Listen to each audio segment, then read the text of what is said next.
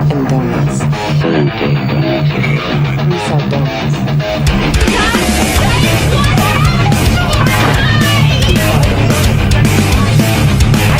Hey everybody, welcome to Blood and Donuts. I am Tony. And I'm Chris. What's up, everybody? What's up, everybody? I also want to welcome my wife's dryer, which you might hear because as I was coming out, I said, Lauren, also you probably turn that dryer off. And she was like, "You just shout it out on the podcast." I was like, oh, "Okay, it'll be a guest, it'll be a guest on the show." So there we go. Skinamarink, a 2022 Canadian experimental supernatural horror film written and directed by Kyle Edward Ball in his feature-length directorial debut. The film follows a young brother and sister who wake up during the night to discover that they cannot find their father, and the windows, doors, and other objects in their house are disappearing. It's a 2022 Canadian experimental supernatural film, but we didn't get it here in the States until the theatrical release in 2023. Yeah. It was also this is they put it on Shudder as well. Sorry about that. Oh, it's a Shudder. Okay, nice. Yeah, I saw that as one of my viewing options. I ended up renting it on Amazon, I think. Yeah. Did you get you some Shudder? Did you get that yet? You talked about getting Shudder. Yeah. Yeah, I think I'm going to.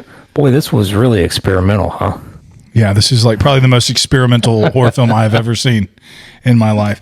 At one point, I think I was 15 minutes in, you had recommended, we don't talk about the horror film beforehand, but he did, right. But Chris said, best watched with the lights off. Turn your captions on, and here is a YouTube video that might help explain some of these things. Explain the movie. When you're done. When you're done. Because I had already watched it. Yeah. Well, I had to stop the movie at the 20-minute mark and watch that YouTube video. I didn't watch the spoilers, but I had to watch. I was like, what am I watching? You know what I mean? Like, yeah. It's funny because I was watching it, and I was like chatting you. You weren't watching it yet, but I was like chatting you like, what the frick is going on? I said, dude, this is super different, is all I said, I think. And then I was like looking on IMDb and like reading the summary, and I was like, oh, that's what's going on. Okay, so it kind of helped me get a little bit more invested in it. But you shouldn't have to do that for a movie. This is a pretty polarizing film, I think, too. I feel like a lot of our ratings were pretty close within a few. I feel like on this one, you could give it a 2 or you could give it a 10, and I would understand both. Yeah. You know what I mean? Yeah. It's really, you could argue either way here. So it's pretty interesting. Yeah, when I get to my rating, you'll see everything you just said. I kind of mentioned that in my rating. What this movie reminded me of, when I got my bearings and I could sit there and watch it for what it is. Have you ever woken up in the middle of the night and your eyes have not adjusted and you're looking around your room and something, you're not sure what you're looking at, but it creeps you out a little bit? This movie captured that probably better than any other movie that I have seen. I guess with its grainy footage and you're not really sure what you're looking at. Another thing that this reminds me of, Chris, is I don't know if you remember around 2008, 2007, 2010, you and I would email back and forth. I don't know. It was like we didn't have an iPhone or anything, so we did a lot of emailing. Yeah. But you would send me creepypastas. Yeah. You know what I mean? Oh, yeah. This reminded me of a creepypasta put to film, and like a web. You know what I mean? Like you can imagine, like, and then I woke up and the door was missing. It had disappeared. Kaylee went up. You know what I mean? Like it was that kind of thing. So I was just like, I bet Chris is gonna kind of enjoy this because this reminds me of a creepypasta. You know what I mean? Yeah, no, that's a really good analogy. That's pretty spot on. I didn't even think of that, but now that you mention it, yeah, that sounds like, because it seems like it's really well written. The execution is strange, and I will say that it's a little bit too long of a movie. It's about 40 minutes too long, and that was one of my. It's an hour and 40 minutes, and they recycle a lot of those shots. Yeah, and I feel like it's really frustrating, but interesting to talk about, because I feel like if they made it shorter, it might not have been as tense when it was tense. But having those long shots in there kind of made those suspenseful parts of it work better. So it's kind of a, it's a weird balance. It's a catch-22. And again, we sit in this weird seat where we're trying to review a movie. Ball previously ran a YouTube channel called Bite-Sized Nightmares, through which he would ask the viewers to post comments about their nightmares, and then he would recreate said nightmares. Skinamarink was inspired by those tropes that were the most reoccurrent and most common submitted of those nightmares. Nice.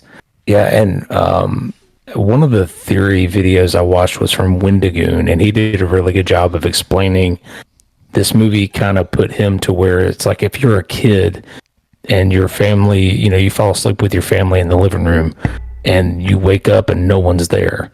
All of a sudden, that dark hallway is a little scary when the people around you that give you comfort aren't there anymore.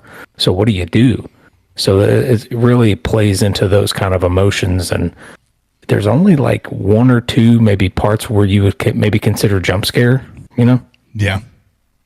I didn't like, and some of the jump scares and were just loud noises. There was a couple of those just kind of, and just a little too much of that. But again, how do you review a movie that has no characters, not a real plot? A plot's up for interpretation. There's no soundtrack. There's really no, there's actors, but you really don't even know who they are. You know what I mean? You see the back of their heads and stuff like that. I don't know. It's just it's a weird thing that we're trying to review, and it's hard to even come at it. But there were some scenes.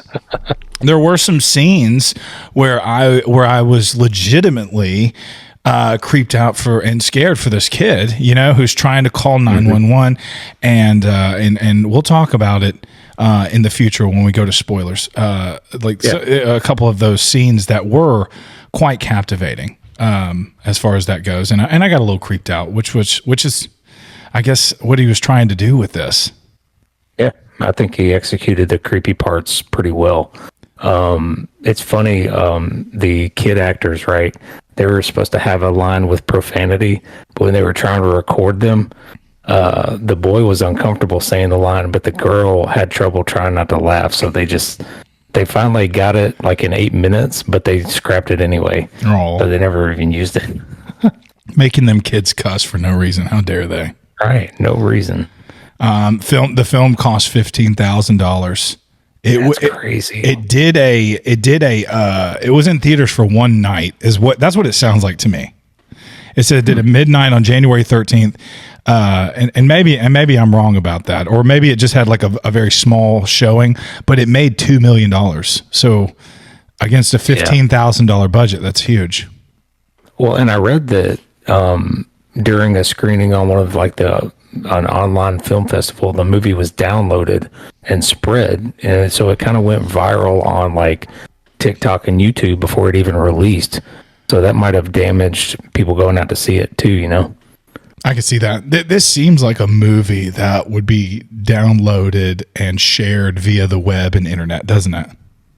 Yeah, like you said, like a creepypasta. It's hey, have you seen the Skinamarink footage yet? Yeah. Stuff like that. Yeah, and not a found footage thing, but you got to hand it to him. It's original. You've never seen anything like it, right? And I don't know that there's a place for just a whole bunch of these. It's kind of really needs to be limited because, you know what I mean. It does get kind of boring. I liked it, but I hated it. You know what I'm saying? Yeah. It's a weird vibe. I get you. I was getting it's a little frustrating at times. And I can imagine the passive viewer being very frustrated by this movie. Oh yeah. Yeah. Yeah. I think I was showing Jessica one of the theory videos because she didn't watch this one with me. Yeah. But I showed her one of the theory videos where they're explaining it. She's like, I would hate this movie. Yeah. Is that all it is? Is still shots? I'm like, most of it. Yes. Yes, it is. Yes, it is. This is a genre of horror called analog horror. Did you know that, Chris? Oh, I did. Yeah. It's commonly characterized by low fidelity graphics, cryptic messaging, and visual styles reminiscent of the late 20th century television and analog recordings. And like the only soundtrack you really have is like some old 1930s cartoons. And I like the call out there on your shirt. That's pretty nice. He just so like at the beginning of the movie, like it says the cartoons or the footage that you're going to see in this film is all in the public domain. Mickey Mouse just went into the public domain. I know this Mickey did not. It was Steamboat Willie Mickey, but still, it's the only Mickey Mouse shirt I have. I mean, like, God, cut me a break here. I do like the little creepy cartoons. I like the cartoons and the TV and stuff, and how it's like a safe haven. We'll talk about that when we get to spoilers after our rating. But my goodness. Yeah. Real quick on the cartoons, when it was like Terror in Balloon Land or something, and I heard this little line on this cartoon, and I've heard it before on a Mystery Science Theater for Merlin's Shop of Mystical Wonders. Yeah. It's that Mystery Science Theater episode. They're watching that same cartoon. So I was like, hey, I know that dude, that's sound. awesome. I know that cartoon. And they probably, they used it for the same reason, because it was in the public domain. I love that. A lot of their movies are like probably in the public domain or just, just cheap horror films that they could say like, here's $50. Can we just like riff on this movie? Love Mystery Science. That's awesome. You want me to go ahead and get into my rating? Yeah, go for it, man. All right, so pros. I do like the minimalist approach. $15,000 budget, bringing in 2.1 mil. I think that's really impressive. It is very tense at times. I think the horror does work at times. And it's intriguing horror. I've been telling everybody about it since I've watched it. I've told people at work. I've told, Jessica. I've been recommending it to everyone I see. Because did somebody tell you about it? Where did you hear about this? Because you came up with this. Like, where did you hear about it? I know it's all over the internet and people are talking about it and stuff. I just want to know where you, in particular, where you said I need to watch. Did somebody recommend? No, I think I was just looking through the like top movies of 2022 or 2023 or something, and this one was on there, and I was like, oh, that looks interesting. And I saw like the eyes on the chatter phone or whatever it's called. Chatter phone. Whatever that's called. But yeah, I saw that and I was like, well, that looks pretty interesting. So I added it to our queue. The cons, it does get very boring at times. It is kind of hard to even just get into in the beginning. I was kind of looking at my phone and trying to figure out maybe what was going on, just trying to get some bearings. Not that I was ignoring the movie, but I was trying to look it up and like, okay, what am I watching? Is this real? Yeah. It's hard to hear some things. Definitely need subtitles on. And it's very long. We talked about it. You could easily cut 30, 40 minutes out of this easy. And I think you could still make it effective. I'm still torn on my number, but I got to give it something. I don't quite think it's elite, but I don't believe it's a dud. While parts are boring, I feel like it provided enough intrigue and tense moments that I'm going to recommend it. Experimental horror can be very, very polarizing, but I haven't been able to stop talking about it. I'm going to go ahead and give it an 8 out of 13 donuts. I don't think it's elite, but I don't think it's a dud. But I mean, I haven't been able to stop watching theory videos and going down that wormhole. I got you. It's fair. I understand that. I wrote this rating up, and I might have said a few of these things. First off, how do you rate a movie? Very minimal dialogue, no soundtrack, no character development. We knew nothing about these characters. The story itself at times is up for interpretation by the viewer. Skinamarink is low budget and experimental. This movie is not for most people. The casual movie watcher will be completely lost, bored, and irritated by this film. Just go check out Rotten Tomatoes for yourself. Although not my favorite movie of all time, I didn't hate Skinamarink. Skinamarink is a nightmare on film. And nightmares are weird, confusing, scary, shape-shifting, all those things. This movie is too long. It's an hour and 40 minutes. I would have liked for it to be about an hour. I love the creepypasta type feeling that this movie gives me. I'm almost 40 years old, but there were scenes in this that brought me back to a time when I was just 7 and scared. When I finally realized what exactly I was watching, I was a bit creeped out by it, and I felt bad for Kevin and Kaylee, even though I knew nothing about them. This is just my opinion. And it's okay if you love this movie, and it's okay if you think this is the greatest thing to come out since Evil Dead. I'm not mad at you, but for me, I am going to give this movie a 4 out of 13 with an asterisk, because I can't recommend this to everyone. It's too unconventional. And even though I was creeped out by some of the scenes in this movie, I have no desire to go back and revisit this movie. But if you love ghost stories, if you love internet creepypastas from 2007, and if you like experimental low-budget movies, then I think you will enjoy Skinamarink. How dare you? I know. It's kind of messed up, isn't it? No, I totally get that. I get it. But if you came out and said, dude, this was amazing, do you remember that part when this happened? I would agree too. So Yeah. it's one of those where you're either going to love it or hate it. So Yeah. I agree with your take as well. Yeah, I get it. Yeah. Again, this is one of the most experimental, unconventional horror films. It just came out in 2023. It's on Shudder. I couldn't find it for free, so I had to pay for it. I bought it on YouTube. You did you buy Shudder yet? You said you're waiting around for that. You're about to. I might end up getting it so I can stop paying. Yeah. I'll pay for Shudder so I can stop paying for other movies. No, that doesn't make any sense. This is the one time where I don't think if you listen to this, it would spoil this movie. What we're about to go through. I don't think it would spoil it because, like I said, I had to pause this movie at 20 minutes, go and watch a explanation, and it did not ruin this movie. It actually made it better for me.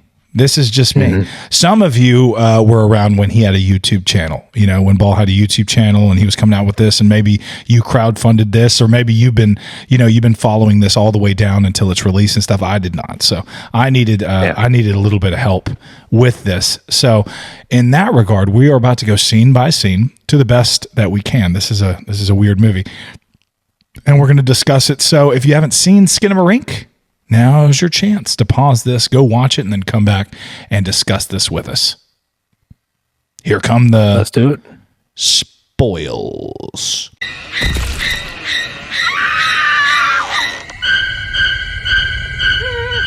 In 1995, 4-year-old Kevin injures himself in an incident that his 6-year-old sister Kaylee attributes to sleepwalking.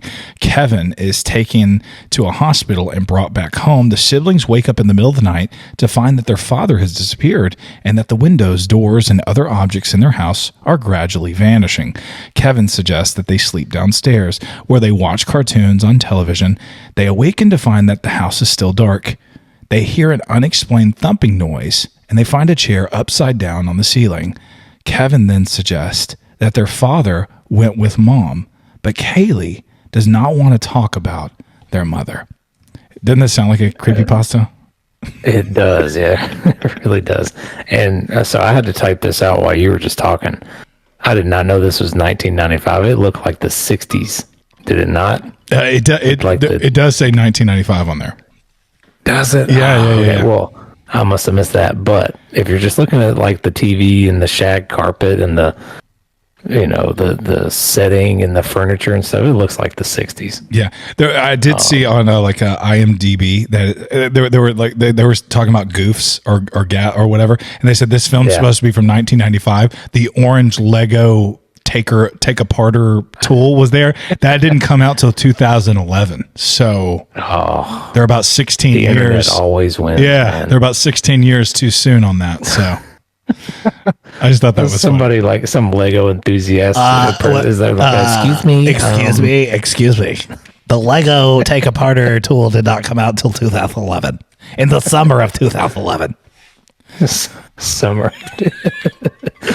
But boy, does this really start out confusing. You just kind of have to buy in to what's going on, and they just have like random shots around the house. And I didn't even know that the doors and stuff were disappearing, because it would show a window, right? And it would disappear, and then it looked like it came back. And I'm like, oh, okay, well, that's kind of weird. But I guess that's them showing that the doors are disappearing. Yeah, they would kind of blink. There would be this loud gling, gling, gling, gling, gling, gling, gling. That it would be like this sound effect, gling, gling, gling, gling, gling, gling, and then like and the then 60s. Yeah. and then the door would just disappear. Windows would disappear. The toilet disappears at some point. I like the toilet one where they slide the buckets over. He has to And be one of them's like gross. Gross.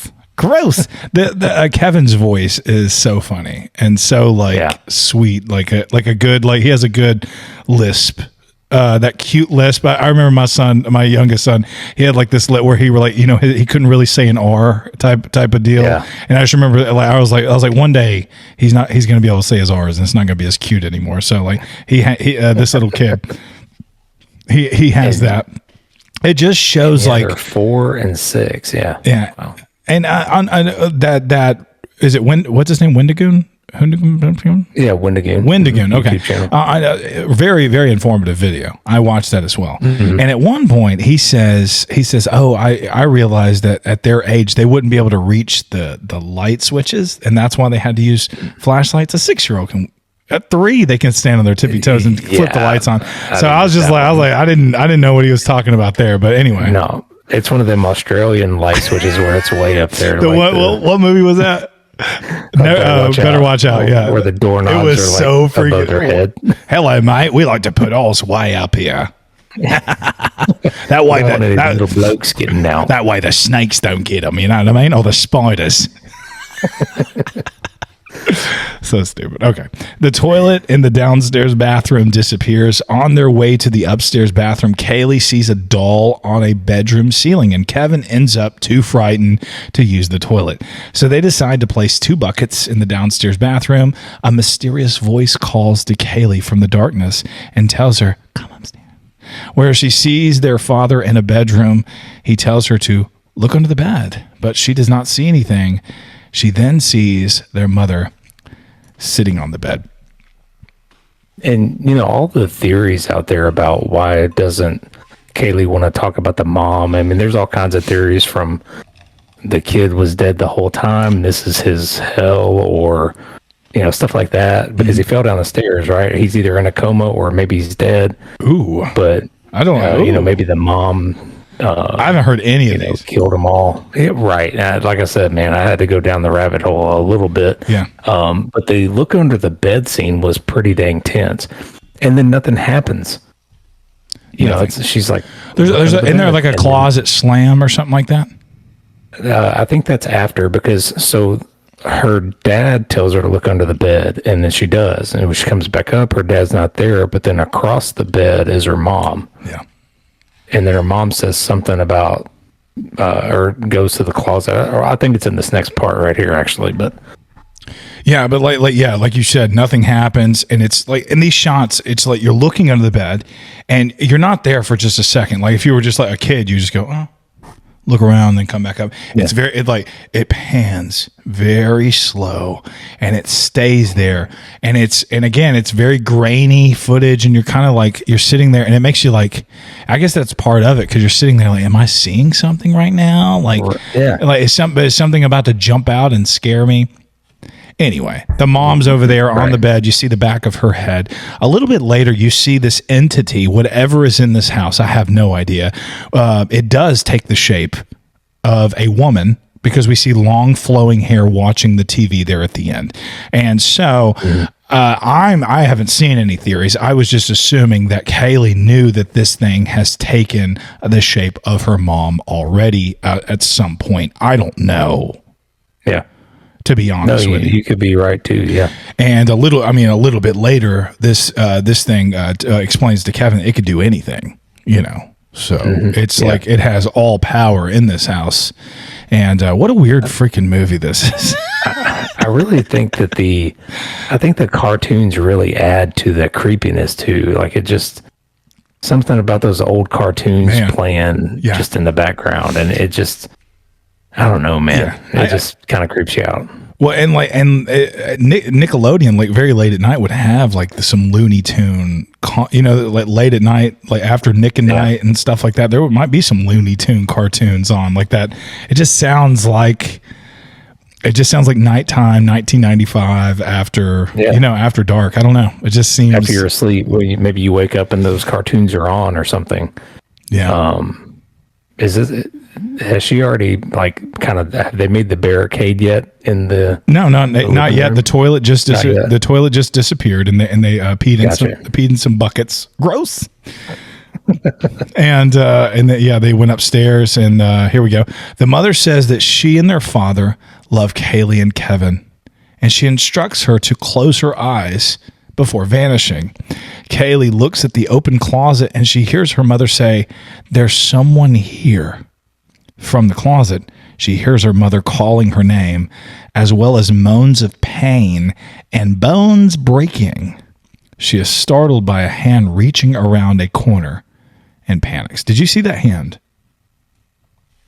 No, I saw it in one of the videos I watched. Yeah, after, I saw Wendigoon like kind of paused it and saw it, so I didn't see it on the first viewing, but I did see it. And I don't think it reaches out. I think it's like the door disappearing and reappearing. It just is there, and then it's away. And so it's not a reach around. It's like just an appear and disappear. Oh, I got you. Well, it does say bones cracking either in the captions or is that in the film captions? Because there's film captions and then I had the captions on themselves. One of them did say bones cracking, and I remember thinking like, oh, how do y'all know those were bones? How does that work?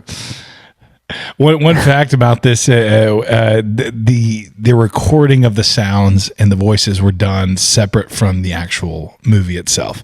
They were rehearsed and done in a recording studio, kind of like we're doing right here. Like we might, and then we add it to the video later. But I just think that was kind of cool. Yeah, and the writer, he did the voice of the demon as well. Oh, really? I didn't know that. Mm-hmm. Yeah, and this is where the bones cracking. There's like theories that the mom hung herself. That's why you can hear like maybe her neck or something breaking or cracking. I don't know. Interesting. I'll watch you some theory videos, but I don't know. I don't know if I'm going to do that. Kaylee runs downstairs where Kevin helps her push the couch to block off the hallway from which the voice was calling to her.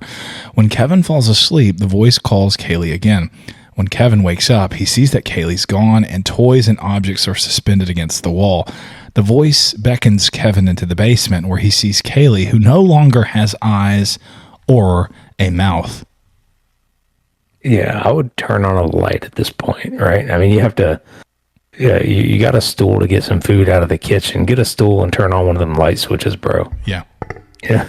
It's time to turn the lights on at this point. And never go down to the basement. When you hear a strange voice calling you to the basement, never go. But he's 4. He doesn't know any better. But if you're going to go, turn on some lights. Turn on some lights. Yeah. What'd you think of the little jump scare there with the face? Yeah, it was good. Yeah. That wouldn't. I mean, like that wasn't the creepiest thing to me. We'll talk about it here a couple times. When he was talking to the 911 operator, that's when I was just like, oh, you know, I really feel sad. Yeah, I felt so bad. I was just like, he's just a little kid. Because it didn't mention this in this scene. Well, I think this is very important. Kevin, in his little 4-year-old voice, says, "What did you see upstairs?" Like kind of thing. Yeah. And then he goes and gets her a juice. Yeah. You know, so he's kind of hang out, you know, at least worried about his sister a little bit. And like, again, it just kind of shows like, cause you get nothing in this movie, which strategically, when you see anything, you're like, oh, you hang on to it, which is a strategy by this director. And like, so I have to tip my hat to him, like, cause you're just reaching for anything in this. You're just like, oh, Kevin loves his sister and he went and got a juice, you know, because that's all you have to go by. Yeah. All they have is cartoons. All they have is Legos and juice, pillow fort, and weird. Mom and Dad's not around, so and a little bit later, the demon will say that Kaylee didn't listen. She asked for her mom and dad back, so I took her mouth away. I did like the demon voice, though. I thought it was pretty creepy. I like that, and a lot of times you're hearing like a Charlie Brown, like. You're like almost behind a door, and then like, but you'll see subtitles or captions come up, and that I feel like that's very effective, you know. Mm-hmm. Yeah, and so a lot of this reminds me of like the film The Ring, the film that they watched you know what I mean? Like a student experimental film, and that like those kind of shots. You know, if you put Kaylee's face, if you put like the toy phone, if you put the juice and like stuff on the ceiling and stuff like that, and blood splatter across the ceiling, and you just randomly, you would have the freaking Ring movie, and like you'd be dead in 2 weeks. Was it? No, in 7 days. 7 days. That's a great point. That's funny. The voice tells him it wants to play. Some of the toys begin to disappear. A drawer opens in the kitchen, and Kevin complies when the voice commands that he insert a knife into one of his eyes. Kevin calls 911 and whispers to the operator that he was cut with a knife and he feels sick. The operator tells him to stay on the line and that adults are on the way. Kevin says that the doors have disappeared before dropping the phone. Put the knife in your eye. Boy, that was creepy. Why'd Kevin listen? I want to go hug my kids right now. Hey, you're 4, bro. Did you not know any better? I want to go hug my kids right now. I don't think 4-year-olds know any better, Chris. Yeah. There was, and yeah, like you said, the 911 call, where she's like, "Hang on, buddy, we're gonna get some grown-ups over to you." And he's like, "All the doors are gone." Oh my gosh! And it turns out, was he even on the phone with anybody? Right? Yeah, because it's a chat. 500 whatever days. It's like a loop, or well, no, it was like a real phone dropped off of his off the couch. I know, but it turns into a chatter phone. Oh, okay. That's what the next part says. Yeah. All right. Like, what was it even? This again. The phone turns into a chatter telephone toy. You know that? I mean, this creepy thing. We all had it. It was on a string, and you would pull it. It was like that puppy dog that would, like Slinky Dog. It was kind of like that, but it was a telephone which had eyeballs that would kind of, and it would ring, I think, as you pulled it. Just a very iconic toy that every generation had since the 1950s. Yeah. The chatter telephone toy, and the voice claims responsibility for this, telling Kevin that it can do anything. It says that Kaylee disobeyed and demanded to see her parents, so it took away her mouth. It tells Kevin to come upstairs. Holding a flashlight, Kevin finds himself on the ceiling at this point. He walks into a bedroom, which becomes a void, and a dollhouse is shown sitting on a pile of toys in a seemingly infinite hallway, as on-screen text reads 572 days. Yeah, so at this point, I was glued, boring or not. I kind of need to finish it and, figure out what was going on. I did like I don't know how they did it, but, they showed like the pile of toys, and like the phone string was like dangling, and then it just slowly kept getting further and further away. Do you remember that? Yeah, I know exactly what you're talking about. And then it shows like someone sitting there also, and then it kind of shows their head just separating from their body, and then the head just disappears. I thought that was some really cool imagery. Yeah. And even in this next scene, we're just seeing like a head and like kind of float like there in the darkness kind of thing. I like that scene as well. A woman seen sitting on the bed and her head slowly fades away. That's what you were talking about.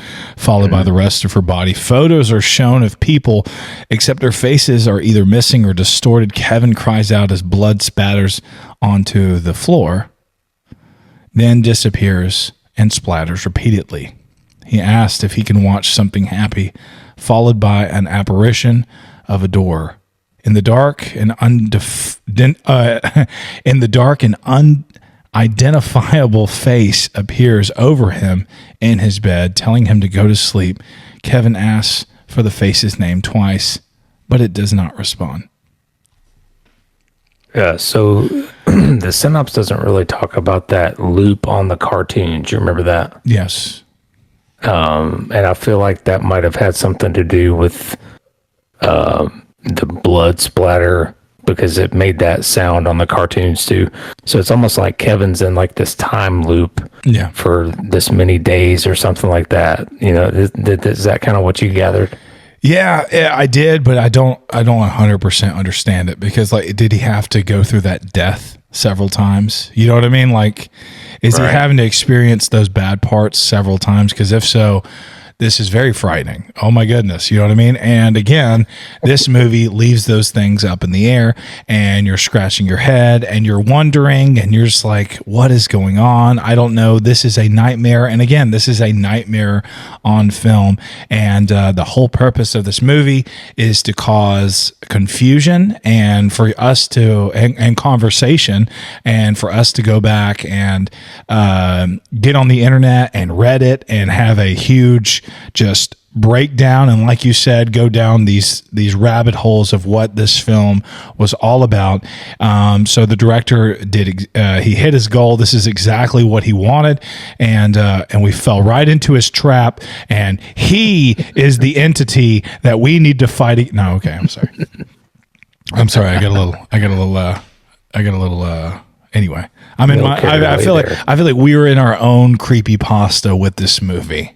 You know, it's like this horror podcast was, they were on their 32nd episode. I forget which one this is. And they had to watch a movie called Skinamarink, and Skinamarink had no actors and no characters and no dialogue and no soundtrack. And they had, like, just like, we're in our own little creepypasta here. The director is the entity who can do whatever he wants. Did I go a little too far there? So my final thoughts, I would say good or bad. I still recommend sitting in a dark room with some headphones on, some subtitles on, and check it out. Well, I think it's worth a watch. But like you said, it is not for everyone. But if you're into horror movies, and horror movies are what you love, and maybe, you just have a real passion for them, I think there's a spot here for this movie in your catalog. If you are a random moviegoer and you like to watch the occasional horror film, this one is not gonna, set you alight. So, but I think if you're a horror fan, it's definitely worth a view. Yeah. I think if you and I, back in our heyday, I'm talking 1997, 1998, if we would have got a hold of this film, I think we might have held this in high regard, Yeah, I think so.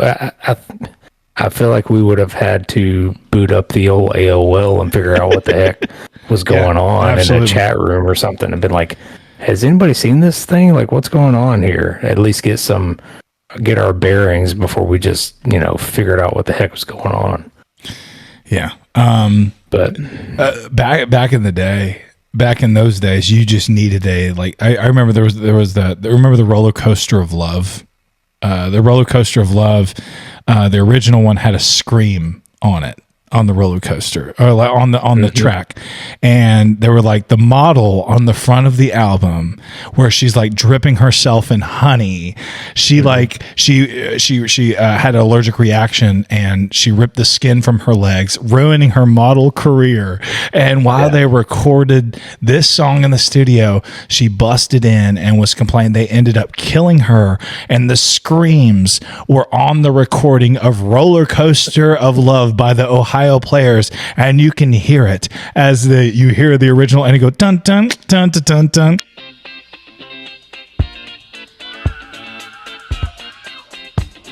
Dun dun dun, and you hear which is like, it screams from a roller coaster, but it's a really weird scream though. But all we needed was that little story and a picture, and you and I were off, and like, you're watching this with the computer screen, and you're in your bedroom, the lights are off, and you're just like, is that real? I don't know. Did you hear the scream?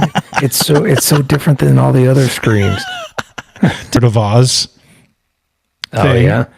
One of the dwarfs hung himself.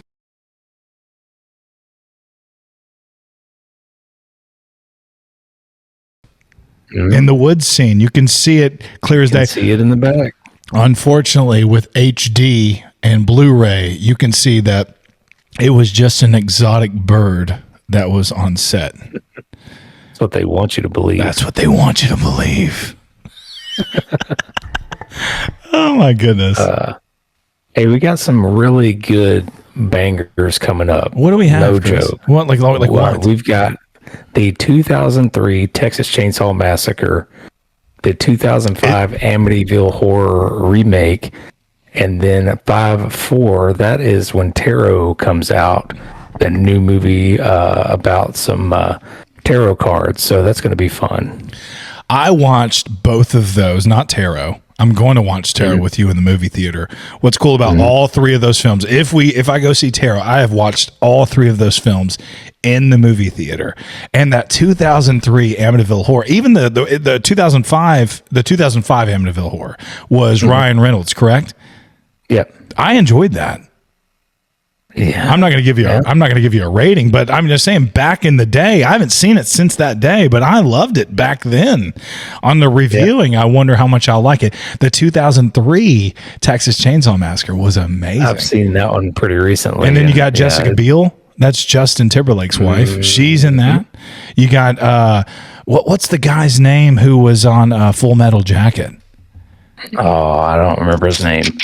He is he was so he's hilarious. He was so good and hilarious and disgusting as like the sheriff, and he was part of that family as well. Man, that was such a good not reboot. I guess it wasn't a what was it? What would you call that? It was a remake. Just a remake. Yeah, they remade it. Okay. I liked it. You're talking about R. Lee Ermey.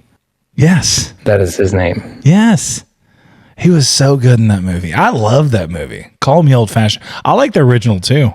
I think it was great, but I like that 2003 version. And again, I was in high school. I was in 12th grade. I was 17 years old. So I thought that movie was awesome. Anyway, it'll be fun to rewatch that one because that's a good one. Yeah, all three this week. All three of those are going to be good. And then Tarot,